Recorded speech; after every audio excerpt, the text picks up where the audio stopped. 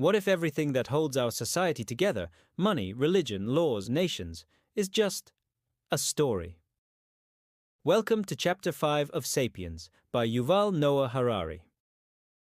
History's biggest fiction.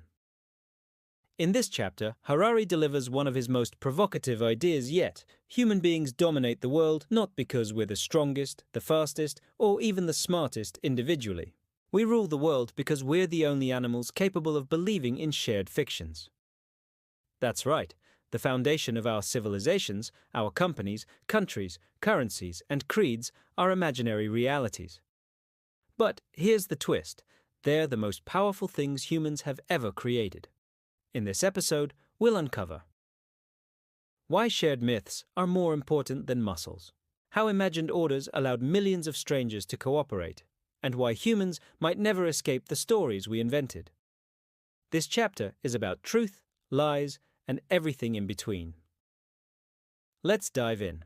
Harari begins with a radical claim. What sets Homo sapiens apart isn't T-language. It's fiction. Sure, animals communicate, bees dance, monkeys warn, dolphins click and whistle, but only humans can tell stories about things that don't exist. Gods, nations, corporations, human rights. This is the cognitive revolution's true gift, not just the ability to speak, but to imagine collectively. And that changed everything. Let's break it down. A chimpanzee can warn others about a lion in the bushes, but it can't say, "The lion spirit watches over our tribe and demands obedience." Sapiens can invent complex belief systems, rituals, and entire worlds, all in their heads, and convince thousands, even millions, to act accordingly. Why does this matter? Because these shared myths allow for mass cooperation. In small bands, trust is personal. You know everyone by name, but once groups grow beyond 150 people, something else is needed to keep them united. That something is fiction. Think about it. A nation is not a biological reality. It's an idea. A corporation doesn't exist in nature. It's a legal fiction. Money is just paper or numbers. Its value depends on collective belief. These fictions are the glue of human cooperation. And in Harari's words, there are no gods in the universe, no nations, no money, no human rights, except in the common imagination of human beings. Powerful stuff. Once humans learned to believe in shared stories, we built what Harari calls the imagined order. This is the invisible structure that shapes how we live, think, and act. Examples? Religion teaches moral codes. Laws create justice systems. Capitalism drives economies. Patriotism binds strangers into nations. None of these exist in the objective world. You can't touch a nation. You can't dissect a corporation. You can't measure justice with a ruler. But these concepts govern our lives. Harari points out that even harsh realities, like slavery or caste systems, were once upheld by powerful imagined orders. They weren't based on science or biology, but on stories people believed. For example, medieval Europeans believed in the divine right of kings. Ancient Hindus believed in the sacred hierarchy of castes. Americans believed in manifest destiny or the inherent value of paper money. These ideas didn't reflect biological truths, but they organized society, built empires, and justified wars. The imagined order is so powerful because it's intersubjective. It exists between people. It's self-reinforcing. The more people believe it, the more real it becomes. It's transmitted through education, media, traditions. And here's the kicker. To challenge the order, you must first believe in another one. You can't destroy capitalism with facts alone. You need a new story. Think we've outgrown myths? Harari says, think again. Modern society is saturated with fictional constructs. We just don't recognize them as such. Let's look at some examples. Corporations like Apple or Google don't physically exist. They're legal entities upheld by law and belief. You can destroy every office and server, and the company still exists. Human rights are not biological facts. Science doesn't say we're born equal, but we choose to believe in equality, and it reshapes laws, policies, and behavior. Money is the ultimate fiction. A $100 bill is worthless paper, unless people agree it has value. Even our jobs depend on shared myths. An HR manager, a marketing specialist, a financial analyst, these roles only make sense within a fictional economic system, and yet these systems are incredibly real in their consequences. They determine who lives in poverty, who gets imprisoned, who can own land. That's the paradox Harari explores. Fiction isn't bad, it's essential. Civilization is built on shared myths. The problem isn't belief, it's forgetting that what we believe is invented. We live in worlds built from stories, and they are only as strong as our willingness to keep believing them. Why do people cling so tightly to these imagined orders? Because they bring stability, and often power. Harari notes that to maintain a large, complex society, you need more than force. You need people to internalize the system. So, how do we do that? Education.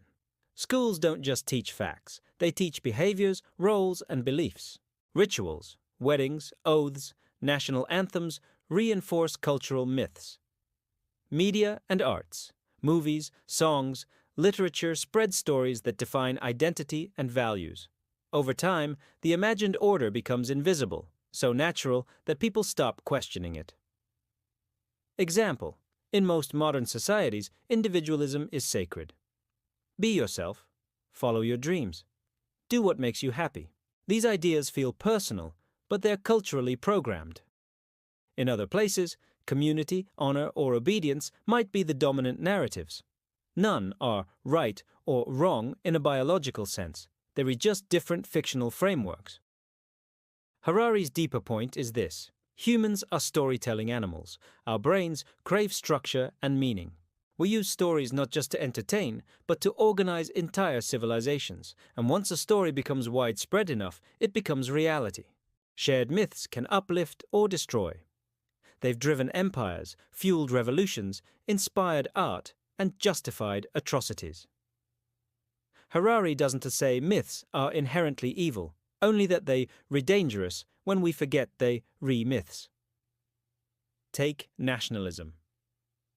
At its best, it unites people with a sense of purpose. At its worst, it turns neighbors into enemies. Take capitalism.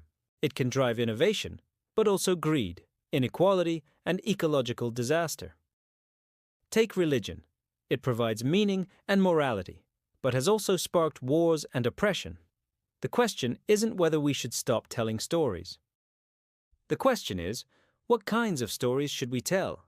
And can we build imagined orders that serve all of humanity, not just the powerful? Harari ends the chapter on a haunting note. Humans don't control fiction. Fiction controls us.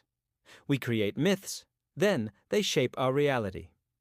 To evolve as a species, we may need to write new stories, stories that are more inclusive, sustainable, and just. But that requires awareness and courage, and maybe a little imagination. So what's the big idea in Chapter 5? That humans became the rulers of Earth not through brute force, but through shared imagination. Our superpower isn't logic, it's collective fiction. Everything that makes modern life possible, governments, businesses, laws, currencies, rests on belief. If enough people stop believing, these systems collapse. It's terrifying, but also empowering, because it means the world isn't fixed.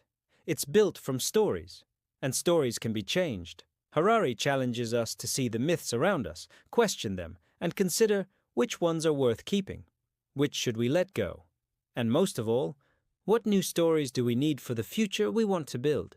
Thanks for watching this breakdown of Chapter 5 of Sapiens. If this episode helped you see society in a whole new light, don't forget to hit that like button, subscribe, and drop a comment below.